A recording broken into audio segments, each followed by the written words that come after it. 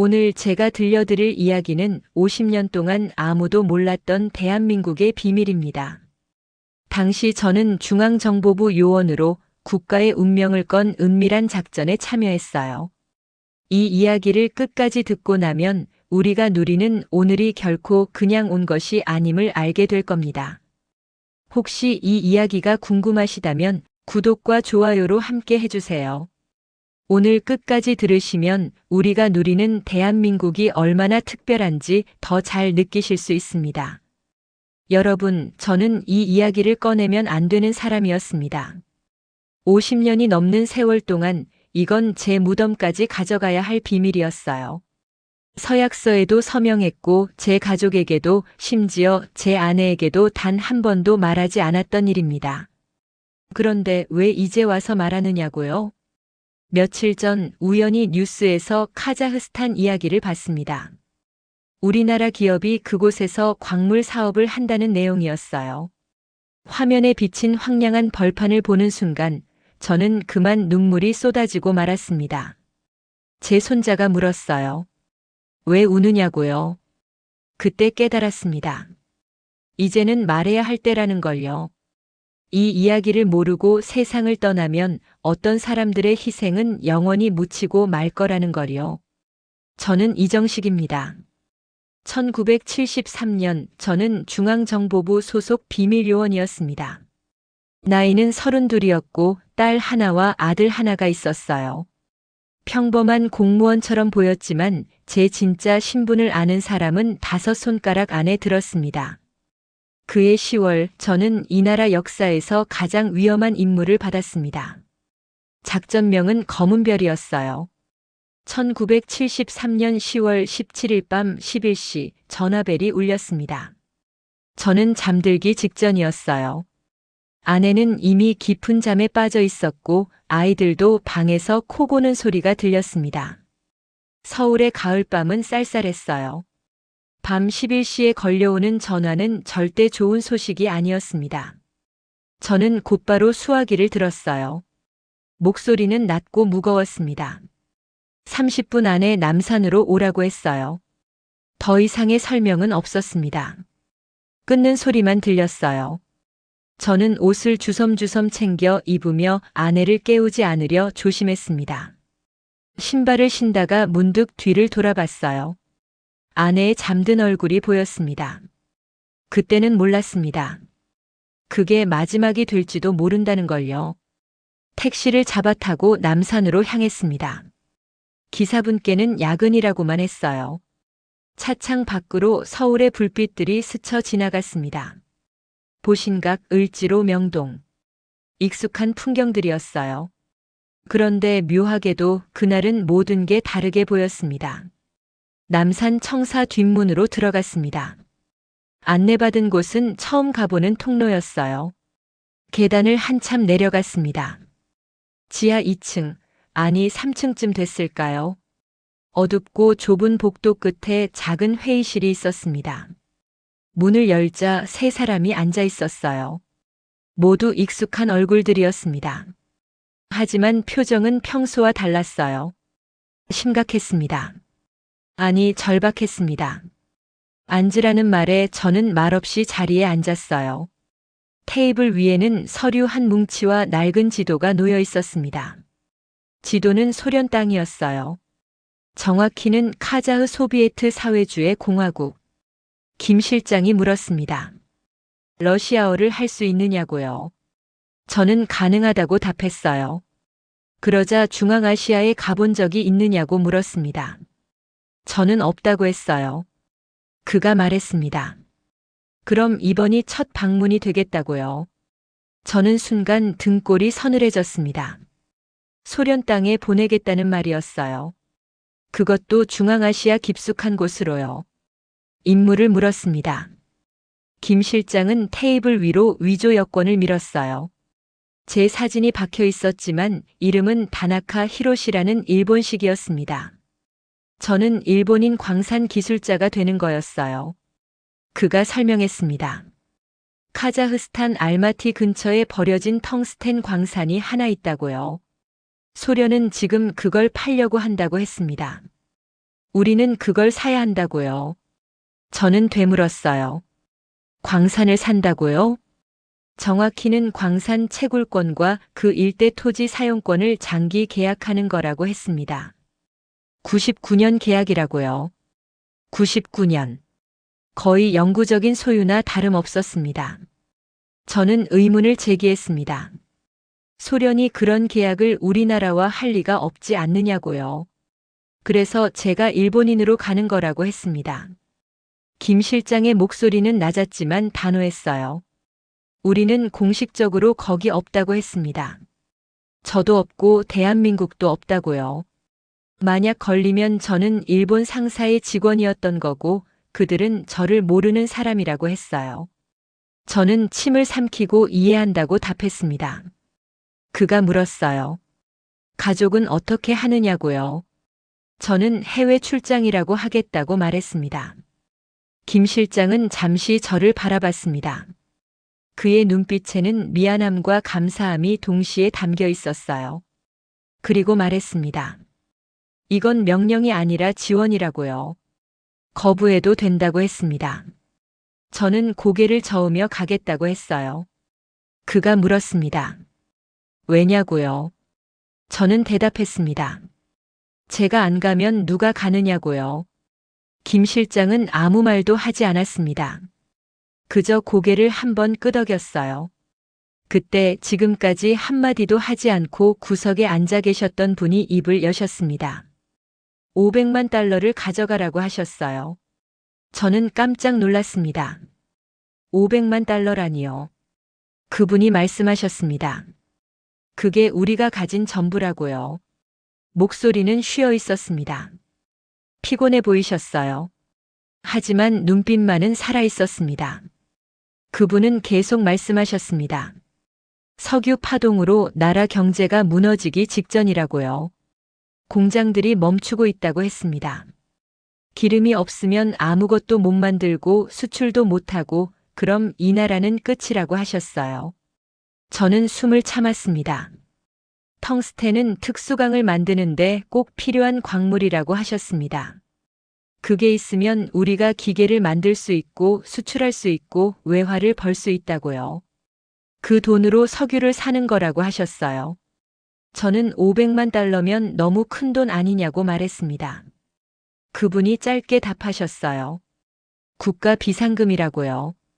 이게 실패하면 우린 정말 아무것도 없다고 하셨습니다. 그러니 반드시 성공해야 한다고요. 저는 고개를 숙이고 알겠다고 답했습니다. 회의는 그렇게 끝났습니다. 나올 때 김 실장이 제 어깨를 잡았어요. 살아서 돌아오라고 했습니다. 저는 노력하겠다고 했어요. 그가 말했습니다. 노력이 아니라 꼭 돌아와야 한다고요. 제 아이들이 기다린다고 했습니다. 저는 고개를 끄덕였습니다. 집으로 돌아온 건 새벽 2시였습니다. 아내는 여전히 자고 있었어요. 저는 거실 소파에 앉아 한참을 멍하니 있었습니다. 창문 밖으로 서울의 밤이 보였어요. 불 꺼진 창들, 텅 빈 골목길, 가끔 지나가는 차 한 대. 평범한 밤이었습니다. 하지만 제게는 마지막 평범한 밤이 될 수도 있었어요. 저는 아이들 방문을 살짝 열어봤습니다. 딸아이는 인형을 안고 자고 있었고 아들은 이불을 걷어찬 채 팔다리를 벌리고 있었어요. 저는 조심스럽게 들어가 아들에게 이불을 덮어줬습니다. 딸아이의 뺨에 손을 갖다 댔어요. 따뜻했습니다. 언제 다시 이 온기를 느낄 수 있을까요? 방을 나오며 저는 눈물을 닦았습니다. 새벽 4시 저는 간단한 짐을 챙겼어요. 옷 몇 벌, 세면도구, 그리고 아내가 제 생일에 선물한 만년필. 그게 전부였습니다. 책상 위에 편지를 한 장 남겼어요. 여보, 급한 해외 출장이 생겼소. 한 달쯤 걸릴 것 같소. 아이들 잘 부탁하오. 돌아오면 맛있는 거 사줄게요. 미안하오. 거짓말이었습니다. 한 달이 아니라 얼마나 걸릴지 저도 몰랐어요. 어쩌면 영영 못 돌아올 수도 있었습니다. 저는 마지막으로 자고 있는 아내를 봤습니다. 그리고 현관문을 조용히 닫았어요. 김포공항으로 가는 택시 안에서 저는 창밖을 봤습니다. 해가 뜨고 있었어요. 서울의 아침이 시작되고 있었습니다. 출근하는 사람들, 학교 가는 아이들, 가게 문을 여는 상인들. 평범한 하루가 시작되고 있었어요. 이 사람들은 몰랐습니다. 지금 이 순간 누군가는 이들의 평범한 내일을 지키기 위해 떠나고 있다는 걸요. 공항에 도착하자 김 실장이 기다리고 있었습니다. 그는 저에게 가방 하나를 건넸어요. 무거웠습니다. 가방을 열어보니 현금 뭉치들이 빼곡히 들어 있었어요. 달러였습니다. 김 실장이 말했습니다. 선금으로 50만 달러를 가져가라고요. 나머지는 계약이 성사되면 송금하겠다고 했습니다. 저는 고개를 끄덕였어요. 그가 제 손을 잡았습니다. 악수가 아니었어요. 그냥 꽉 쥐었습니다.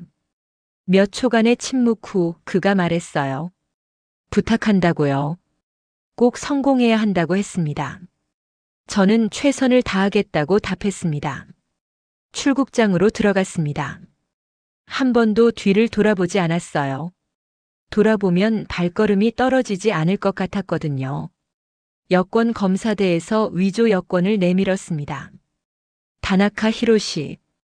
일본 국적. 직업은 광산 기술자.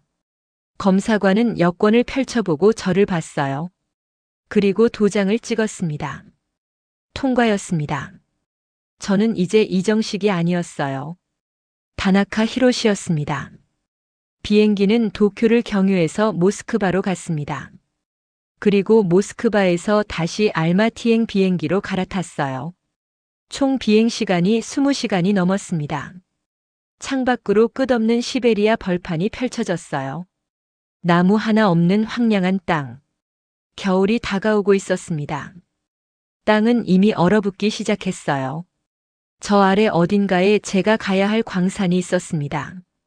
비행기 안에서 저는 서류를 계속 읽었어요. 광산 관련 기술 자료, 텅스텐 시세, 소련의 광물 정책. 머릿속에 전부 집어넣어야 했습니다. 진짜 광산 기술자처럼 보여야 했거든요. 그러다 문득 창밖을 봤습니다. 저 멀리 산맥이 보였어요. 천산산맥이었습니다. 눈으로 덮인 봉우리들이 햇빛에 반짝이고 있었어요. 아름다웠습니다. 하지만 동시에 무서웠어요. 저곳 어딘가에서 저는 혼자였습니다.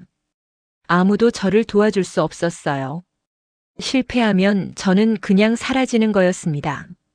알마티 공항에 도착한 건 밤 10시였습니다. 공항은 작고 낡았어요. 사람들도 많지 않았습니다. 대부분 러시아인이었고 간혹 중앙아시아 사람들이 보였어요. 입국 심사를 받을 때 심장이 터질 것 같았습니다. 심사관은 제 여권을 한참 들여다봤어요. 그리고 저를 봤습니다. 다시 여권을 보고 또 저를 봤어요. 러시아어로 물었습니다. 방문 목적이 뭐냐고요? 저는 준비한 대로 답했습니다. 광산 시찰이라고요. 일본 상사의 의뢰를 받았다고 했어요. 심사관이 고개를 끄덕였습니다. 그리고 도장을 찍었어요. 통과였습니다. 짐을 찾아 공항 밖으로 나왔습니다. 찬 바람이 얼굴을 때렸어요. 10월의 알마티는 벌써 영하였습니다. 택시를 잡아 타고 호텔 이름을 말했어요. 기사는 말없이 운전을 시작했습니다. 창밖으로 알마티의 밤거리가 지나갔습니다. 어두웠어요. 가로등이 별로 없었습니다. 건물들은 낡고 회색빛이었어요. 간판도 거의 없었고요. 소련이라는 나라가 어떤 곳인지 피부로 느껴졌습니다. 호텔에 도착해서 체크인을 했어요. 방은 좁고 추웠습니다. 난방이 제대로 안 됐어요. 저는 옷을 입은 채로 침대에 누웠습니다. 천장을 보며 생각했어요. 지금 서울은 아침일 겁니다. 아내는 아이들을 깨우고 있을 거예요. 아침밥을 차리고 도시락을 싸고 학교 갈 준비를 시키겠죠. 딸아이는 제가 없는 걸 알았을까요? 아들은 아빠를 찾았을까요? 저는 눈을 감았습니다. 눈물이 나올 것 같았거든요.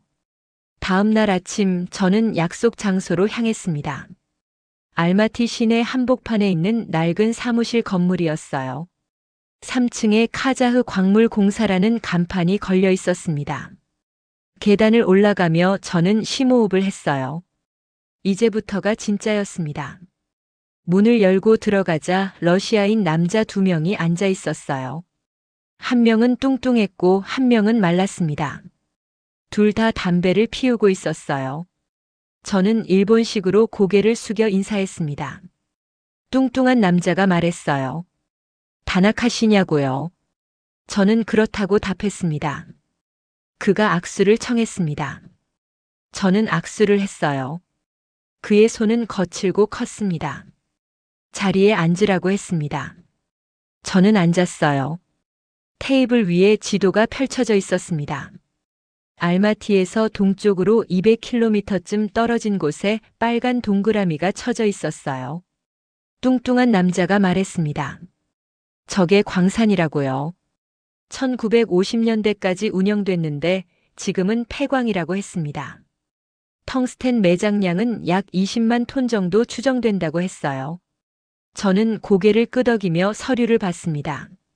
숫자들, 도표들, 지질조사 보고서. 전부 러시아어였지만 저는 읽을 수 있었어요. 마른 남자가 물었습니다. 언제 현장을 보러 갈 거냐고요.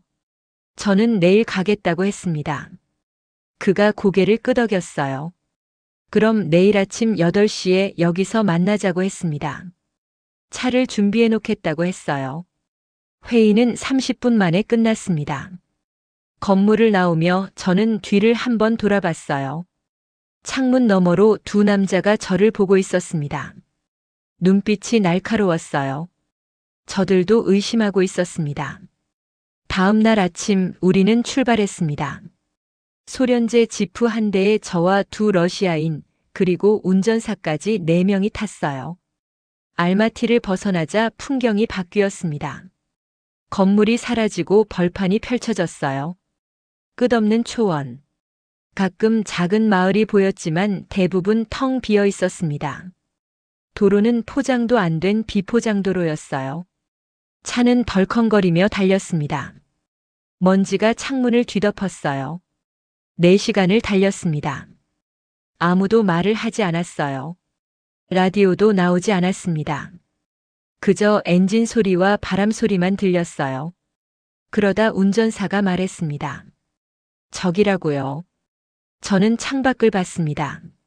멀리 산기슭에 무언가가 보였어요. 건물들이었습니다. 아니, 건물이었던 것들이었어요.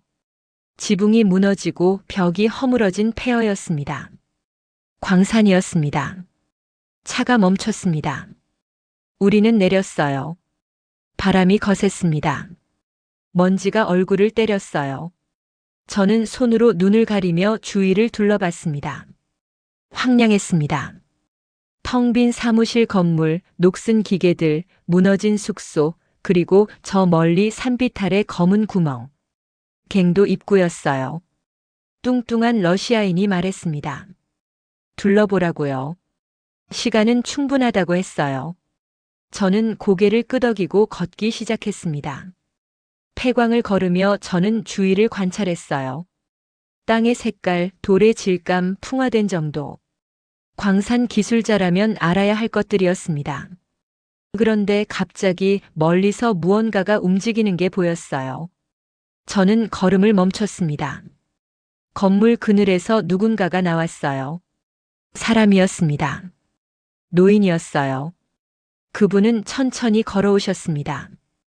허리가 굽었고 얼굴은 주름으로 가득했어요. 옷은 낡고 해졌습니다. 하지만 눈빛만은 또렷했어요. 저는 그 자리에 서서 그분을 봤습니다. 노인이 가까이 오셨어요. 그리고 저를 빤히 보셨습니다. 러시아어로 물으셨습니다. 당신은 누구냐고요? 저는 대답했습니다. 일본에서 온 광산 기술자라고요. 노인은 고개를 천천히 끄덕이셨어요. 그리고 묻지도 않은 말을 하셨습니다. 거짓말이라고요. 저는 순간 숨이 멎었습니다. 노인이 다시 말씀하셨어요. 당신은 일본 사람이 아니라고 하셨습니다. 눈빛이 다르다고요. 말투도 다르다고 하셨어요. 저는 아무 말도 하지 못했습니다. 노인이 한 발 더 다가오셨어요. 그리고 조용히 물으셨습니다. 당신은 조선 사람 아니냐고요. 저는 그제야 깨달았습니다.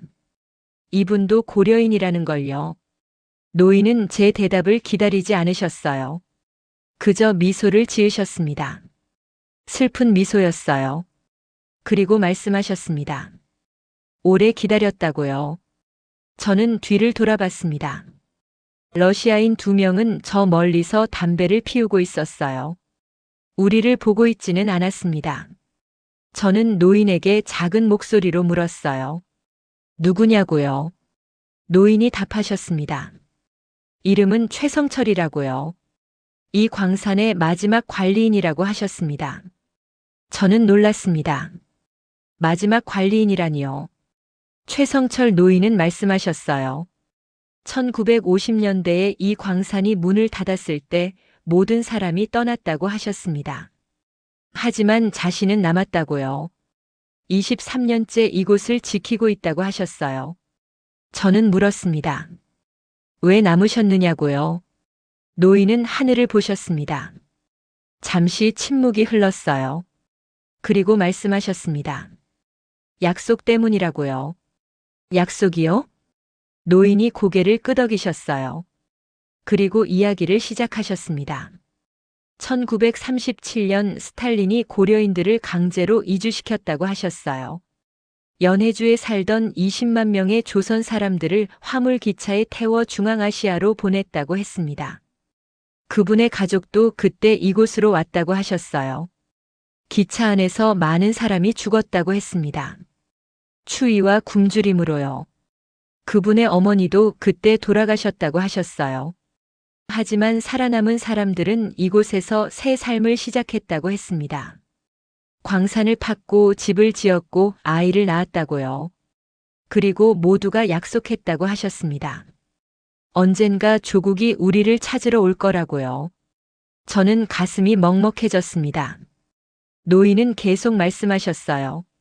1950년대에 광산이 문을 닫았고 사람들이 하나둘 떠났다고 했습니다.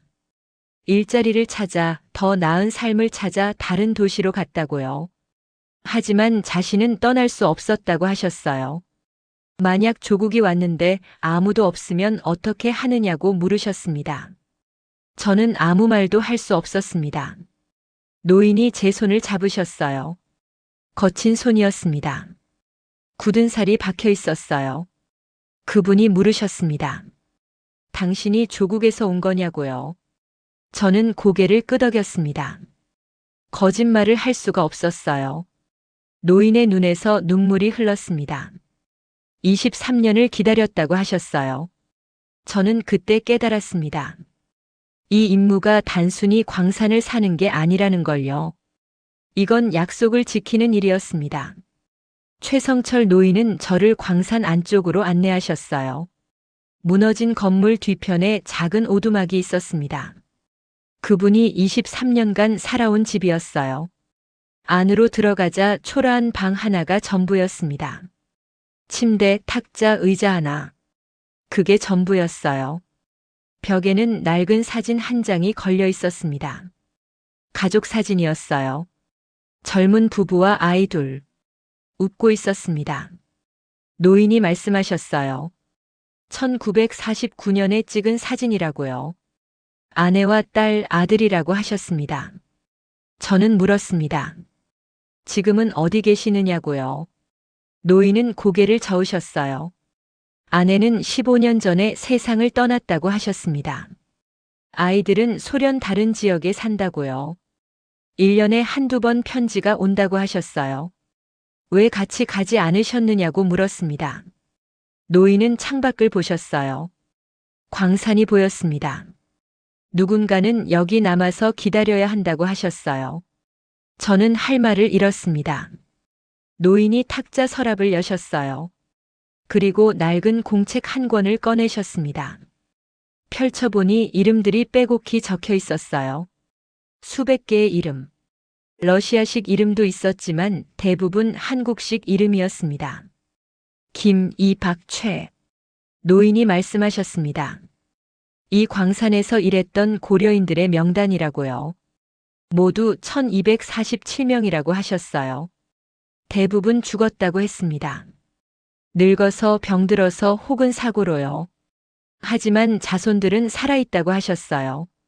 카자흐스탄 곳곳에, 우즈베키스탄에, 키르기스스탄에 흩어져 산다고요. 노인이 제 눈을 보셨습니다. 이 명단을 조국에 전해달라고 하셨어요. 우리가 여기 있었다는 걸 알려달라고요. 잊지 말아달라고 하셨습니다. 저는 공책을 받았어요. 무거웠습니다. 종이의 무게가 아니라 그 안에 담긴 삶의 무게였어요. 약속하겠다고 말했습니다. 반드시 전하겠다고 했어요. 노인은 고개를 끄덕이셨습니다. 그리고 처음으로 환하게 웃으셨어요. 저는 오두막을 나와 러시아인들에게 돌아갔습니다. 그들은 여전히 담배를 피우고 있었어요. 제가 오자 뚱뚱한 남자가 물었습니다. 둘러봤느냐고요. 저는 고개를 끄덕였습니다. 충분히 봤다고 했어요. 어떠냐고 물었습니다. 저는 잠시 생각했어요. 그리고 말했습니다. 괜찮다고요. 계약하겠다고 했습니다. 러시아인들은 서로를 봤어요. 놀란 표정이었습니다. 아마 제가 거절할 줄 알았나 봅니다. 뚱뚱한 남자가 물었습니다. 확실하냐고요? 이건 폐광이라고 다시 운영하려면 엄청난 돈이 든다고 했어요. 저는 답했습니다. 우리 회사는 장기 투자를 한다고요. 99년 계약을 원한다고 했습니다. 마른 남자가 웃었습니다. 99년이라니 거의 영원이라고 했어요. 저는 미소 지었습니다. 그래서 좋다고 했어요. 알마티로 돌아오는 길은 조용했습니다. 저는 창밖을 보며 생각했어요. 최성철 노인의 얼굴, 그분의 눈물, 그리고 그 명단. 1247명. 1247개의 살. 조국을 떠나야 했던, 아니 강제로 떠나게 된 사람들. 낯선 땅에서 살아남아야 했던 사람들. 그리고 끝내 조국을 기다렸던 사람들. 저는 가방 안에 든 공책을 만졌어요. 이건 단순한 명단이 아니었습니다. 이건 역사였어요. 증언이었습니다. 그리고 약속이었어요. 저는 이 약속을 지켜야 했습니다. 호텔에 돌아와서 저는 김 실장에게 암호 전문을 보냈어요. 내용은 간단했습니다. 현장 확인 완료. 계약 진행 가능. 1시간 후 답장이 왔습니다. 진행하라.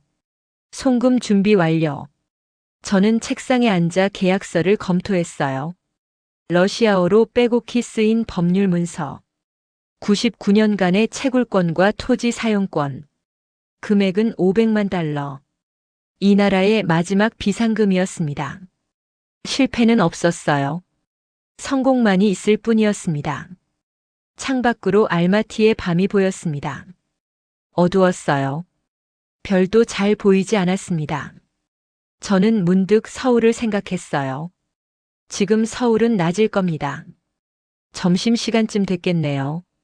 아내는 집에서 빨래를 널고 있을까요? 아이들은 학교에서 급식을 먹고 있겠죠. 딸아이는 오늘 무슨 반찬이 나왔을까요? 아들은 친구들과 운동장에서 뛰어놀고 있을까요?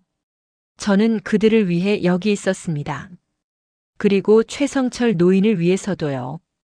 1247명의 고려인들을 위해서도요. 저는 만년필을 꺼내 계약서에 서명했습니다. 다나카 히로시. 가짜 이름이었지만 그 순간만큼은 진짜였습니다. 다음 날 계약식이 열렸습니다. 카자흐 광물공사 사무실에서였어요. 러시아인 5명이 참석했습니다. 공사 대표, 법률 담당, 재무 담당, 그리고 2명의 증인. 저는 혼자였습니다. 테이블 위에 계약서가 놓였어요. 두툼한 서류 뭉치였습니다. 공사 대표가 말했습니다. 다시 한번 확인하자고요. 99년간의 채굴권과 토지 사용권 총 500만 달러에 계약한다고 했어요. 저는 고개를 끄덕였습니다. 대표가 물었습니다. 송금은 언제 가능하냐고요? 저는 답했습니다. 오늘 오후에 첫 송금이 들어갈 거라고요. 나머지는 일주일 내로 완료하겠다고 했습니다. 대표는 만족스러운 표정을 지었어요. 그리고 계약서를 밀었습니다. 저는 만년필을 꺼냈습니다. 아내가 준 만년필. 제 생일 선물이었어요. 서명을 했습니다. 다나카 히로시. 그 순간 제 손이 떨렸습니다. 이게 성공할까요? 이게 정말 옳은 선택일까요? 500만 달러라는 돈이 제대로 쓰이는 걸까요? 하지만 저는 멈추지 않았습니다. 서명을 끝냈어요. 러시아인들도 서명했습니다. 도장을 찍었고 증인들이 확인했어요. 계약이 완료됐습니다. 공사 대표가 악수를 청했습니다. 저는 악수를 했어요. 축하한다고 했습니다. 좋은 투자가 될 거라고요. 저는 고개를 숙여 인사했습니다. 회의실을 나오며 저는 한숨을 쉬었어요. 끝났습니다. 아니, 시작이었습니다. 호텔로 돌아와서 저는 곧바로 최성철 노인을 찾아갔습니다. 다시 4시간을 달려 광산에 도착했어요. 해가 지고 있었습니다. 하늘은 붉게 물들어 있었어요. 노인은 오두막 앞에 서 계셨습니다. 저를 기다리고 계신 것 같았어요. 저는 차에서 내려 노인에게 다가갔습니다. 그리고 말했습니다. 계약이 완료됐다고요. 이제 이 땅은 우리 거라고 했습니다. 노인은 아무 말씀도 하지 않으셨어요. 그저 고개를 끄덕이셨습니다. 저는 계속 말했어요. 조국이 왔다고요. 23년 만에 약속을 지켰다고 했습니다. 노인의 눈에서 눈물이 흘렀습니다. 그분은 무릎을 꿇으셨어요. 땅에 손을 댔습니다. 그리고 흐느끼기 시작하셨어요. 저도 모르게 눈물이 났습니다. 저는 노인 옆에 무릎을 꿇었어요. 그리고 함께 울었습니다. 얼마나 울었을까요? 해가 완전히 지고 어둠이 내렸습니다. 별이 떴어요. 수없이 많은 별들이 하늘을 가득 채웠습니다. 노인이 하늘을 보셨습니다. 그리고 말씀하셨어요. 이제 편히 눈을 감을 수 있겠다고요. 저는 고개를 저었습니다. 아니라고 했어요. 아직 해야 할 일이 남았다고 했습니다. 노인이 저를 보셨어요. 저는 말했습니다. 이 땅에서 우리가 광물을 캘 거라고요. 그 광물로 조국이 기계를 만들고 물건을 만들고 나라를 일으킬 거라고 했습니다. 그리고 언젠가 고려인들의 자손들이 조국을 방문할 수 있게 될 거라고 했어요. 그때 이분들의 이름을 기억하겠다고 약속했습니다. 노인은 웃으셨어요. 그리고 말씀하셨습니다. 그거면 충분하다고요. 알마티로 돌아오는 길 저는 하늘을 봤습니다. 달이 떠 있었어요. 밝았습니다. 저는 생각했습니다. 이 달빛이 지금 서울도 비추고 있을 거라고요. 같은 달을 보고 있는 거라고요. 아내와 아이들도 이 달을 볼까요? 저를 생각하고 있을까요? 저는 창문에 손을 댔어요. 차가웠습니다. 곧 집으로 돌아갈 수 있을 겁니다. 임무는 끝났어요. 계약서는 체결됐고 송금도 진행 중이었습니다. 저는 이제 다나카 히로시가 아니라 이정식으로 돌아갈 수 있었어요. 하지만 뭔가가 제 가슴을 짓눌렀습니다. 이게 끝이 아니라는 느낌이었어요. 뭔가 더 큰 일이 기다리고 있다는 느낌. 그리고 그 느낌은 맞았습니다. 왜냐하면 저는 몰랐거든요. 이 계약이 50년 후에 어떤 의미를 갖게 될지, 이 선택이 얼마나 많은 사람들의 삶을 바꿀지, 그리고 최성철 노인의 약속이 어떻게 이어질지. 저는 그때 몰랐습니다. 하지만 이제는 압니다. 그래서 이 이야기를 하는 겁니다. 서울로 돌아온 건 11월 초였습니다. 김포공항에 내렸을 때 김 실장이 기다리고 있었어요. 그는 제 손을 꽉 잡았습니다. 수고했다고 했어요. 저는 고개를 숙였습니다. 청와대에 보고가 올라갔다고 했습니다. 대통령께서 직접 치하하셨다고요. 저는 아무 말도 하지 않았어요. 김 실장이 물었습니다. 괜찮냐고요? 저는 괜찮다고 답했습니다. 하지만 괜찮지 않았어요. 저는 계속 최성철 노인을 생각했습니다. 23년을 기다린 그분, 약속을 믿었던 그분, 그리고 1247명의 이름들. 저는 가방에서 공책을 꺼냈어요. 김 실장에게 건넸습니다. 이게 뭐냐고 물었습니다. 저는 설명했어요. 광산에서 일했던 고려인들의 명단이라고요. 보관해달라고 했습니다. 김 실장은 공책을 받았습니다. 펼쳐보더니 고개를 끄덕였어요. 알겠다고 했습니다. 잘 보관하겠다고요. 저는 고개를 숙였습니다. 집으로 돌아가는 택시 안에서 저는 창밖을 봤습니다. 서울은 여전했어요. 사람들은 바빴고 차들은 달리고 있었고 가게들은 문을 열고 있었습니다. 아무도 몰랐어요. 방금 무슨 일이 있었는지, 누군가가 무엇을 했는지, 그리고 저는 그게 맞다고 생각했습니다. 모르는 게 맞았어요. 왜냐하면 이건 비밀이었으니까요. 50년간 지켜야 할 비밀. 집 앞에 도착했습니다. 저는 한참을 서 있었어요. 현관문 앞에서요. 손을 들어 벨을 눌렀습니다. 문이 열렸어요. 아내가 서 있었습니다. 놀란 표정이었어요. 그리고 곧 울음을 터뜨렸습니다. 저를 껴안았어요. 아이들이 뛰어나왔습니다. 아빠라고 소리쳤어요. 딸아이가 제 다리를 붙잡았고 아들이 제 허리를 안았습니다. 저는 그때 무릎이 꺾였어요. 주저앉아서 아이들을 안았습니다. 그리고 울었어요. 살아 돌아왔다는 게, 이렇게 다시 가족을 만났다는 게 믿기지 않았습니다. 아내가 물었어요. 어디 다친 데는 없냐고요.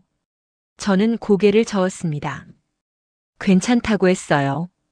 하지만 괜찮지 않았습니다. 제 안에 뭔가가 바뀌어 있었어요. 그날 밤 아이들이 잠든 후 저는 거실에 앉아 있었습니다. 아내가 차를 끓여왔어요. 따뜻한 보리차였습니다. 한 모금 마셨어요. 그제야 집에 온 게 실감났습니다. 아내가 물었습니다. 출장은 어땠냐고요? 저는 잠시 망설였어요. 그리고 답했습니다. 힘들었다고요. 아내는 고개를 끄덕였습니다. 더 이상 묻지 않았어요. 저는 감사했습니다. 창밖으로 서울의 밤이 보였어요. 불빛들이 반짝이고 있었습니다. 저는 생각했습니다. 이 불빛들이 꺼지지 않으려면 누군가는 어둠 속에서 일해야 한다고요.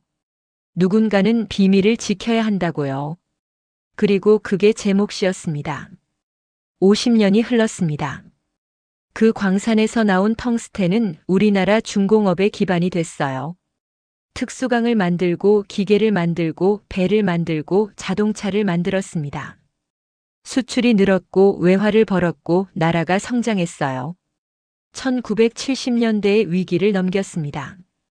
그리고 지금 대한민국은 세계 10위권의 경제 대국이 됐어요. 하지만 아무도 몰랐습니다. 그 시작에 500만 달러와 한 광산이 있었다는 걸요. 그리고 23년을 기다린 한 노인이 있었다는 걸요.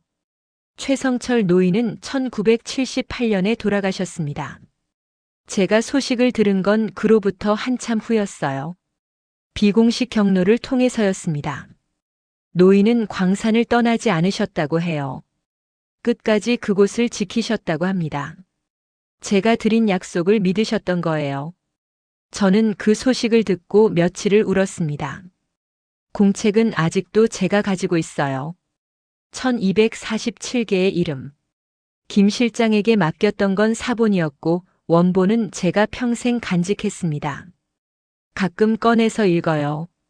한 명 한 명의 이름을 읽으며 생각합니다. 이분들의 삶은 어땠을까? 어떤 꿈을 꿨을까? 무엇을 희망했을까?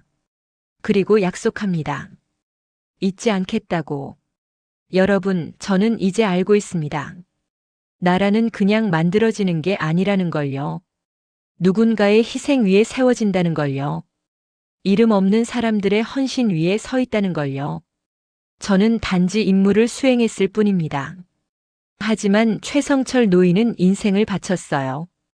23년을 기다렸습니다. 그 기다림이 헛되지 않았다는 걸 저는 증언할 수 있습니다. 그 약속이 지켜졌다는 걸 저는 말할 수 있습니다. 그리고 이제 여러분도 아셨으면 합니다. 우리가 딛고 선 이 땅에 얼마나 많은 이야기가 묻혀 있는지를요. 얼마나 많은 눈물과 기다림이 스며 있는지를요. 다음 이야기에서는 말씀드리겠습니다. 그 광산이 어떻게 운영됐는지를요. 어떤 사람들이 그곳에서 일했는지를요.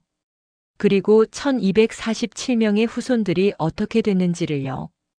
왜냐하면 이 이야기는 여기서 끝이 아니니까요. 이건 시작일 뿐입니다. 1973년 겨울이 왔습니다. 저는 서울로 돌아온 뒤에도 매일 밤 잠을 이루지 못했어요. 계약서는 완료됐고 송금도 끝났고 임무는 성공적으로 마무리됐습니다. 하지만 제 안에는 불안이 자리 잡고 있었어요. 정말 잘한 걸까요?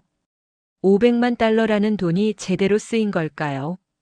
그 의문은 곧 현실이 됐습니다. 1974년 봄, 저는 다시 남산으로 불려갔습니다. 김 실장이 저를 기다리고 있었어요. 표정이 좋지 않았습니다. 앉자마자 그가 서류 한 장을 밀었어요. 광산 시추 보고서였습니다. 저는 서류를 펼쳤습니다. 읽다가 손이 굳었어요. 보고서에는 이렇게 적혀 있었습니다. 텅스텐 매장량 당초 추정치의 30% 불과. 상업적 채굴 가치 의문. 김 실장이 말했습니다. 우리가 속은 거라고요. 소련이 쓸모없는 땅을 비싸게 팔아넘긴 거라고 했어요. 저는 아무 말도 할 수 없었습니다. 500만 달러. 국가의 마지막 비상금. 그게 황무지를 사는 데 쓰인 겁니다. 김 실장이 물었어요. 현장을 제대로 확인했느냐고요. 저는 고개를 숙였습니다. 확인했다고 답했어요. 하지만 제 확인이 잘못된 거였습니다. 저는 광산 전문가가 아니었어요. 눈으로 보고 판단한 것뿐이었습니다. 김 실장은 한숨을 쉬었어요. 그리고 말했습니다. 이건 비밀로 해야 한다고요. 만약 이게 알려지면 정권이 흔들린다고 했습니다. 500만 달러를 날린 실책이라고 공격받을 거라고요. 저는 고개를 끄덕였습니다. 그리고 물었어요. 광산은 어떻게 하냐고요? 김 실장이 답했습니다. 그냥 묻어두라고요. 아무도 모르게 조용히 묻어두라고 했습니다. 회의실을 나오며 저는 다리에 힘이 풀렸어요. 복도 벽에 기대 서서 한참을 있었습니다. 실패했습니다. 제가 실패한 겁니다. 그날 밤 집에 돌아와서도 저는 밥을 먹지 못했어요. 아내가 걱정하며 물었습니다. 어디 아프냐고요? 저는 괜찮다고 답했어요. 하지만 괜찮지 않았습니다. 저는 계속 최성철 노인을 생각했어요. 23년을 기다린 그분. 약속을 믿었던 그분. 그분께 거짓말을 한 겁니다.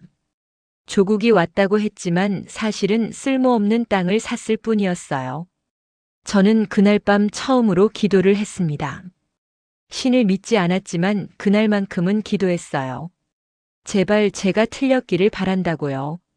그 광산의 가치가 있기를 바란다고요. 그 후로 몇 년이 흘렀습니다. 광산은 정말로 묻혔어요. 아무도 언급하지 않았고 아무도 기억하지 않았습니다. 저는 다른 임무를 받았어요. 다른 나라로 갔고 다른 일들을 했습니다. 하지만 밤마다 꿈을 꿨어요. 최성철 노인이 광산에 혼자 서 있는 꿈이었습니다. 저를 보며 물었어요. 조국은 언제 오느냐고요. 저는 답할 수 없었습니다.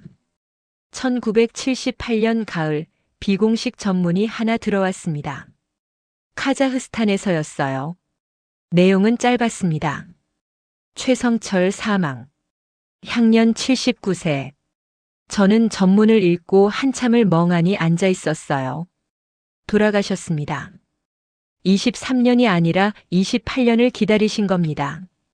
그리고 끝내 혼자 떠나셨어요.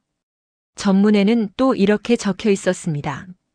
사망 당시까지 광산 근처 오두막에 거주. 매일 광산을 순찰했다고 인근 주민 증언. 저는 눈물이 났습니다. 끝까지 지키신 겁니다. 가치도 없는 광산을, 오지 않을 사람들을. 그분은 끝까지 기다리셨어요. 저는 그날 밤 공책을 꺼냈습니다. 1247개의 이름이 적힌 공책. 맨 앞에 이름을 하나 추가했어요. 최성철. 그리고 옆에 작게 썼습니다. 약속을 지킨 사람. 1980년대가 왔습니다. 나라는 빠르게 변했어요. 수출이 늘었고 공장이 세워졌고 도시가 커졌습니다. 사람들은 희망을 이야기했어요. 우리도 잘 살 수 있다고요. 저는 그 변화를 보며 생각했습니다. 정말 우리가 속은 걸까요? 그 광산은 정말 쓸모 없었던 걸까요? 의문은 있었지만 확인할 방법이 없었어요. 그곳은 소련 땅이었고 저는 더 이상 거기 갈 수 없었습니다. 1991년 소련이 무너졌습니다. 뉴스에서 봤어요. 붉은 깃발이 내려가고 새로운 국기가 올라갔습니다. 카자흐스탄은 독립국이 됐어요. 저는 그때 생각했습니다. 이제 확인할 수 있겠다고요. 그 광산이 정말 어떤 곳인지, 최성철 노인이 지킨 게 무엇이었는지. 하지만 저는 이미 나이가 들었어요. 60대 중반이었습니다. 현역에서 물러난 지 오래였어요. 그리고 사실 확인하는 게 두려웠습니다. 만약 정말 가치가 없다면 저는 평생의 죄책감을 확인하는 셈이었으니까요. 2000년대가 왔습니다. 저는 완전히 은퇴했어요. 손자 손녀를 돌보며 조용히 살았습니다. 가끔 공책을 꺼내봤어요. 1247개의 이름. 아니, 1248개였습니다. 이름 하나하나를 읽으며 생각했어요. 이분들은 다 어떻게 되셨을까요? 자손들은 어디서 살고 있을까요? 그리고 이분들의 희생을 누가 기억할까요? 2015년 어느 날 저는 뉴스를 보고 있었습니다. 국제 뉴스였어요. 중국이 히토류 수출을 제한한다는 내용이었습니다. 리포터가 설명했어요. 히토류는 첨단 산업의 필수적인 자원인데 중국이 전 세계 생산량의 90%를 차지한다고 했습니다. 이제 중국이 그걸 무기로 쓰기 시작했다고요. 저는 가만히 뉴스를 봤어요. 그때 화면이 바뀌었습니다. 전문가가 나와서 말했어요. 히토류뿐만 아니라 텅스텐, 몰리브덴 같은 희소 금속도 중국이 통제하고 있다고요. 이건 심각한 자원 안보 문제라고 했습니다. 텅스텐. 그 단어를 들은 순간 저는 소파에서 벌떡 일어났어요. 텅스텐이 이제 전략 자원이 된 겁니다. 1970년대에는 그저 특수강 재료 중 하나였어요. 하지만 지금은 반도체, 미사일, 우주 산업의 필수적인 자원이 됐습니다. 저는 곧바로 컴퓨터를 켰어요. 손자가 쓰던 컴퓨터였는데 저는 서툴게 인터넷을 검색했습니다. 카자흐스탄 텅스텐 광산. 여러 기사가 나왔어요. 그중 하나를 클릭했습니다. 기사 제목은 이랬습니다. 카자흐스탄 동부 지역 신규 텅스텐 광맥 발견 가능성 제기. 저는 손이 떨렸어요. 기사를 읽어 내려갔습니다. 알마티 동부 200km 지점의 구소련 시대 폐광 지역에서 최근 지질 조사 결과 당초 추정보다 훨씬 많은 텅스텐 매장량이 확인될 가능성이 제기됐다. 특히 블랙 텅스텐이라 불리는 고순도 광물이 깊은 지층에 있을 것으로 보인다는 분석이다. 블랙 텅스텐. 1970년대 기술로는 찾을 수 없었던 깊은 곳의 광물이었습니다. 저는 기사를 프린트했어요. 그리고 서랍에서 오래된 서류를 꺼냈습니다. 1973년 계약서 사본이었어요. 비교해 봤습니다. 위치가 일치했어요. 같은 광산이었습니다. 저는 그날 밤 잠을 자지 못했습니다. 40년 만에 알게 된 진실이었어요. 우리가 산 광산은 실패한 투자가 아니었습니다. 너무 일찍 산 투자였어요. 1970년대 기술로는 그 가치를 알 수 없었던 겁니다. 하지만 50년이 지나 기술이 발전하고 세상이 변하면서 그 땅의 진짜 가치가 드러나기 시작한 거예요. 저는 문득 궁금해졌습니다. 그분들은 알고 계셨을까요? 박정희 전 대통령과 김 실장은 이걸 예상하셨을까요? 아니면 정말 실패한 투자였는데 운이 좋았던 걸까요? 다음 날 저는 오랜만에 남산을 찾았습니다. 김 실장은 이미 오래전에 돌아가셨어요. 하지만 그분의 후임자들은 여전히 그 자리에 있었습니다. 저는 옛날 신분증을 보여주며 말했어요. 1973년 검은별 작전에 대해 알고 싶다고요. 담당자는 저를 오래 쳐다봤습니다. 그리고 고개를 끄덕였어요. 지하 자료실로 안내됐습니다. 먼지 쌓인 상자들이 줄지어 있었어요. 그중 하나를 꺼냈습니다. 검은별 작전 파일이었어요. 저는 파일을 열었습니다. 계약서, 송금 기록, 보고서들이 들어 있었어요.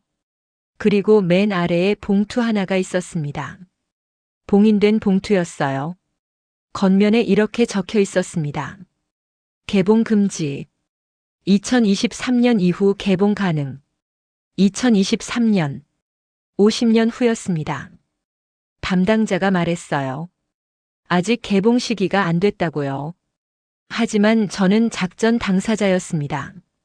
개봉 권한이 있었어요. 담당자는 잠시 망설이다가 고개를 끄덕였습니다. 저는 조심스럽게 봉투를 열었어요. 안에는 편지 한 장과 서류 몇 장이 들어 있었습니다. 편지부터 읽었어요. 친필이었습니다. 이 편지를 읽는 사람에게 검은별 작전은 실패한 것처럼 보일 것이요.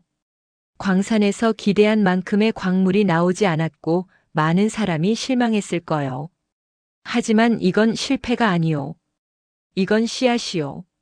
지금 당장은 싹이 나지 않을 수도 있어. 10년, 20년, 어쩌면 50년이 걸릴 수도 있어. 하지만 반드시 때가 올 것이요. 그 땅이 필요한 날이 올 거요. 그때 이 나라는 준비돼 있어야 하오. 남들이 자원을 무기로 쓸 때 우리는 이미 우리 땅을 가지고 있어야 하오. 그러니 조용히 기다리시오. 그리고 때가 되면 움직이시오. 이 작전을 실패라고 말하는 자가 있거든 이렇게 말하시오. 나무를 심는 사람은 그늘을 보지 못하오. 하지만 그 나무는 다음 세대를 위한 것이오. 우리는 씨를 뿌렸소. 거두는 건 우리 아이들의 몫이요. 편지는 거기서 끝났어요. 서명은 없었습니다. 하지만 저는 알았어요. 누가 쓴 편지인지. 저는 편지를 내려놓고 다른 서류들을 봤습니다. 스위스 은행 보관 증서였어요. 계약서 원본이 스위스 은행 금고에 보관돼 있다는 내용이었습니다. 국제 공증도 되어 있었어요. 설령 한국 정부가 바뀌어도 정권이 바뀌어도 그 계약은 유효하다는 법적 장치였습니다. 그리고 마지막 서류가 있었어요. 지시서였습니다. 내용은 이랬습니다. 이 광산은 당장 개발하지 말 것. 50년간 보관만 할 것. 세계 정세가 바뀌고 자원 전쟁이 시작될 때까지 기다릴 것. 그때가 오면 이 땅의 진짜 가치가 드러날 것임. 저는 서류를 읽고 한참을 멍하니 앉아 있었어요.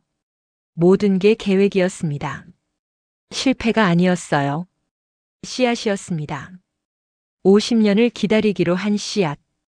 담당자가 물었습니다. 어떻게 하시겠느냐고요? 저는 답했어요. 이제 때가 됐다고요. 움직여야 한다고 했습니다.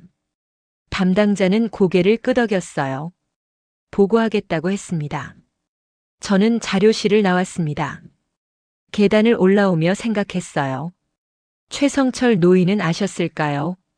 자신이 지킨 게 50년 후에 빛을 발할 거라는 걸요. 아니, 몰랐을 겁니다. 하지만 그분은 믿었어요. 약속을 믿었던 겁니다. 2016년 정부는 조용히 움직이기 시작했습니다. 카자흐스탄 정부와 접촉했어요. 1973년 계약이 아직 유효하다는 걸 확인했습니다. 그리고 본격적인 지질 조사가 시작됐어요. 결과는 놀라웠습니다. 텅스텐 매장량이 당초 추정의 10배였어요. 블랙 텅스텐은 세계 최고 순도였습니다. 이 광산 하나로 우리나라는 50년간 텅스텐을 안정적으로 확보할 수 있었어요.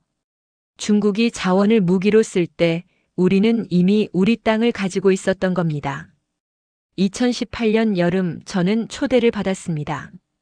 청와대였어요. 왜 부르는지 몰랐습니다. 저는 이미 80대 중반이었고 현역에서 물러난 지 30년이 넘었어요. 청와대에 도착하자 비서관이 안내했습니다. 작은 회의실이었어요. 대통령이 기다리고 계셨습니다. 저는 깜짝 놀랐어요. 대통령이 직접 나오실 줄은 몰랐습니다. 악수를 청하셨어요. 저는 악수를 했습니다. 자리에 앉으라고 하셨어요. 대통령이 말씀하셨습니다. 검은별 작전에 대해 들었다고요. 50년 전 이정식 씨가 목숨을 걸고 수행한 임무라고 하셨어요. 저는 아니라고 했습니다. 저는 그냥 시키는 대로 했을 뿐이라고요. 대통령은 고개를 저으셨어요. 그리고 말씀하셨습니다. 그 덕분에 지금 우리나라가 자원 안보를 확보할 수 있었다고요. 중국의 압박에도 흔들리지 않을 수 있다고 하셨어요. 저는 눈시울이 뜨거워졌습니다. 대통령이 서류 하나를 꺼내셨어요. 훈장 수여 문서였습니다. 하지만 저는 고개를 저었어요. 받을 수 없다고 했습니다. 대통령이 물으셨어요. 왜냐고요? 저는 답했습니다. 이건 제 공이 아니라고요. 최성철 노인의 공이라고요. 28년을 기다린 그분의 공이라고 했습니다. 그리고 1247명의 고려인들, 그분들의 공이라고요. 대통령은 잠시 침묵하셨어요.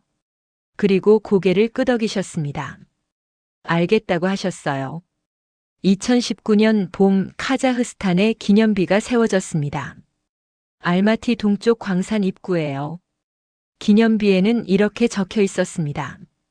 이곳을 지킨 사람들을 기억합니다. 그리고 아래에 1248개의 이름이 새겨졌어요. 저는 제막식에 참석했습니다. 손자가 저를 부축해줬어요. 저는 이미 지팡이 없이는 걷기 힘들었습니다. 기념비 앞에 섰어요. 이름들을 하나하나 읽었습니다. 김, 이, 박, 최. 그리고 맨 위에 새겨진 이름. 최성철. 저는 무릎을 꿇었어요. 손자가 놀라서 부축하려 했지만 저는 괜찮다고 했습니다. 무릎을 꿇고 기념비에 손을 댔어요. 차가웠습니다. 하지만 그 안에서 온기가 느껴졌어요. 저는 중얼거렸습니다. 왔습니다. 라고요. 늦었지만 왔습니다. 라고요. 약속을 지켰습니다. 라고요. 제막식이 끝나고 저는 광산을 둘러봤어요. 더 이상 폐허가 아니었습니다. 새로운 건물들이 들어서 있었고 현대식 채굴 장비들이 움직이고 있었어요. 한국 기업과 카자흐스탄 기업이 공동으로 운영하고 있었습니다. 그리고 놀라운 걸 봤어요. 작업자들 중에 고려인 후손들이 있었습니다. 3세, 4세들이었어요. 그들은 한국어를 조금 할 수 있었어요. 어설펐지만 반가웠습니다. 한 청년이 다가왔어요. 자신의 증조 할아버지 이름이 그 기념비에 있다고 했습니다. 저는 물었어요. 증조 할아버지에 대해 들은 이야기가 있느냐고요. 청년이 답했습니다. 증조 할아버지는 항상 말씀하셨다고 해요. 조국은 반드시 온다고요. 그러니 기다리라고 하셨다고요. 청년은 웃으며 말했습니다. 증조 할아버지 말씀이 맞았다고요. 조국이 왔다고요. 저는 그 말을 듣고 울었습니다. 서울로 돌아오는 비행기 안에서 저는 창밖을 봤어요. 구름 위로 해가 지고 있었습니다. 저는 생각했어요. 우리는 많은 걸 쉽게 누리고 있다고요. 휴대폰, 자동차, 반도체, 배터리. 하지만 그 안에는 누군가의 기다림이 있었어요. 누군가의 약속이 있었고요. 누군가의 희생이 있었습니다. 최성철 노인은 28년을 기다렸어요. 증거도 없이 연락도 없이 그저 약속만 믿고요. 그 기다림이 헛되지 않았습니다. 씨앗은 싹을 틀었어요. 50년이 걸렸지만 결국 열매를 맺었습니다. 여러분, 저는 이제 알고 있습니다. 대한민국이 강한 이유는 땅 속에 묻힌 광물이 아니라는 걸요. 기술이 뛰어나서도 아니고 돈이 많아서도 아닙니다. 이 나라가 강한 이유는 약속을 믿는 사람들이 있었기 때문입니다. 증거도 없이 약속을 지킨 사람들, 50년을 기다릴 줄 아는 사람들, 당장의 이익보다 다음 세대를 생각하는 사람들, 그런 사람들이 있었기에 우리가 여기까지 온 겁니다. 2020년 저는 손자에게 공책을 물려줬어요. 1248개의 이름이 적힌 공책이었습니다. 손자가 물었어요. 이게 뭐냐고요? 저는 답했습니다. 이건 약속이라고요. 잊지 말아야 할 사람들의 이름이라고요. 손자는 고개를 끄덕였습니다. 잘 간직하겠다고 했어요. 저는 미소 지었습니다. 그리고 말했어요. 이 이야기를 후손들에게 전하라고요. 대한민국이 어떻게 만들어졌는지, 누구의 희생 위에 서 있는지 알려주라고 했습니다. 2023년 검은별 작전 50주년 기념식이 열렸습니다. 저는 참석하지 못했어요. 건강이 좋지 않았습니다. 하지만 손자가 대신 참석했어요. 공책을 들고요. 그날 저는 병원 침대에 누워 뉴스를 봤습니다. 대통령이 연설하셨어요. 50년 전 이름 없는 사람들의 희생 덕분에 오늘의 대한민국이 있다고 하셨습니다. 화면에 기념비가 비쳤어요. 1248개의 이름이 새겨진 기념비. 저는 화면을 보며 눈물을 흘렸습니다. 이제 사람들이 알게 됐어요. 최성철 노인과 고려인들의 이야기를요. 더 이상 묻힌 이야기가 아니었습니다. 그날 밤 저는 꿈을 꿨어요. 광산이었습니다. 최성철 노인이 서 계셨어요. 하지만 이번에는 혼자가 아니었습니다. 1247명이 함께 서 있었어요. 그분들은 웃고 있었습니다. 노인이 제게 말씀하셨어요. 고맙다고요. 약속을 지켜줘서 고맙다고 하셨습니다. 저는 답했습니다. 제가 고맙다고요. 기다려주셔서 고맙다고요. 믿어주셔서 고맙다고 했습니다. 노인은 고개를 끄덕이셨어요. 그리고 손을 흔들며 돌아서셨습니다. 1247명도 함께 돌아서서 걸어갔어요. 저는 그분들의 뒷모습을 봤습니다. 사라지지 않았어요. 저 멀리 빗속으로 걸어가셨습니다. 저는 그 꿈을 꾸며 평화롭게 잠들었어요. 여러분, 이 이야기를 기억해 주십시오. 우리가 쉽게 누리는 모든 것 뒤에는 이런 이야기들이 있습니다.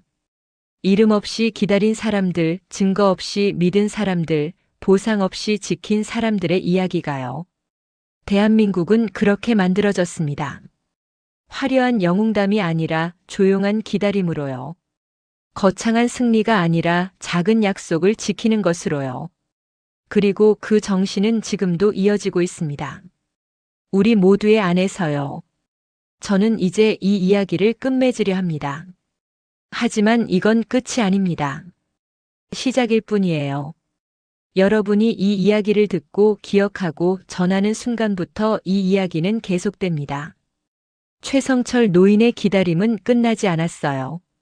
그 기다림은 우리 안에서 계속되고 있습니다. 다음 세대를 위해 씨앗을 뿌리는 일로요. 당장 싹이 나지 않아도 기다리는 일로요. 약속을 지키는 일로요. 그게 바로 대한민국입니다. 그게 우리입니다.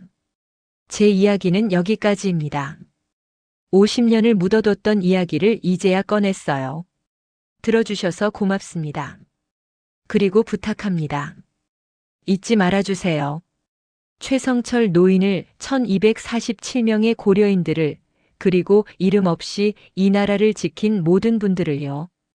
그분들이 기다린 나라가 바로 지금 우리가 사는 이 나라입니다. 우리는 그 기다림의 빚을 지고 있어요. 그 빚을 갚는 방법은 하나뿐입니다. 다음 세대를 위해 우리도 씨앗을 뿌리는 것, 우리도 약속을 지키는 것, 우리도 기다릴 줄 아는 것. 그렇게 이 나라는 계속됩니다. 여러분 감사합니다. 그리고 기억해 주십시오. 오늘 이야기 끝까지 들어주셔서 감사합니다. 이런 해외 감동 이야기와 한국의 선택이 만든 순간들을 계속 전해드릴 예정입니다. 좋아요와 구독으로 함께 해주시면 큰 힘이 됩니다.